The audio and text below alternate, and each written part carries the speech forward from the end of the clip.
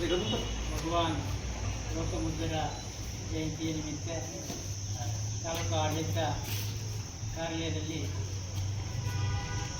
ಎಲ್ಲ ಉಪಾಸಕರು ಕಾರ್ಯಕ್ರಮಕ್ಕೆ ಆಗಮಿಸಿದ್ದೀವಿ.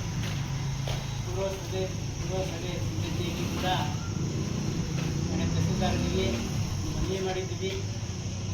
2000 ವರ್ಷ ಯಾವ ರೀತಿ ಜಯಂತಿ ಆಗಿತ್ತು ಅದೇ ರೀತಿ ಈ ವರ್ಷ ಕೂಡ ಮಾಡಬೇಕಂತ ನಾವು ಮನವಿ ಮಾಡಿದ್ವಿ.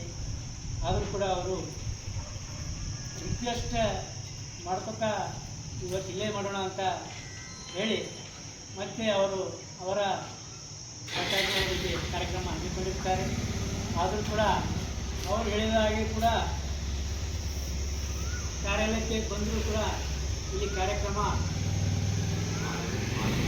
ವಿಳಂಬವಾಗ್ತಾ ಇದೆ. ಯಾಕಪ್ಪ ಅಂದರೆ ಈ ತಾಲೂಕಾ ಆಡಳಿತದ ಒಂದು ಅಧಿಕಾರ ಏನಿದೆ ಅವರ ಮಾತು ಯಾವ ಇಲಾಖೆಗಳು ಹೇಳ್ತಾ ಇಲ್ಲ.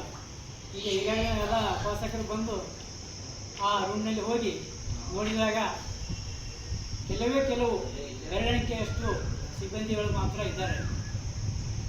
ನಮ್ಮಲ್ಲಿ 23 ಇಲಾಖೆಗಳಿದ್ದರೂ ಕೂಡ ಕೇವಲ 2-3 ಇಲಾಖೆಗಳು ಮಾತ್ರ ಕಾಣಿಸ್ತಾ ಇದ್ದಾರೆ. ಅದು ಆ ಇಲಾಖೆಯ ಕೇವಲ ಒಬ್ಬರಿಲ್ಲ 2 ಸಿಬ್ಬಂದಿಗಳು ಮಾತ್ರ ಕಾಣ್ತಾ ಇದ್ದಾರೆ. ಅದರಲ್ಲಿ ಅವರ ಒಂದು ನಿರ್ಲಕ್ಷ್ಯತನವಾಗಿದೆ ಮತ್ತು ನಿಷ್ಕಾಳಜಿ ಆಗಿ ಈ ಬುದ್ಧ ಜಯಂತಿಯನ್ನು ತಡೆಹಿಡಿಯುವ ಒಂದು ಹುನ್ನಾರವನ್ನು ನಡೆಸ್ತಾ ಇದ್ದಾರೆ. ಇಂಥ ಹುನ್ನಾರಕ್ಕೆ ನಾವು ಮಹಾಬೋಧಿ ಚಾರಿಟೇಬಲ್ ಹಾಗೂ ವೆಲ್ಫೇರ್ ಟ್ರಸ್ಟ್ ನಡೆಸುತ್ತದೆ.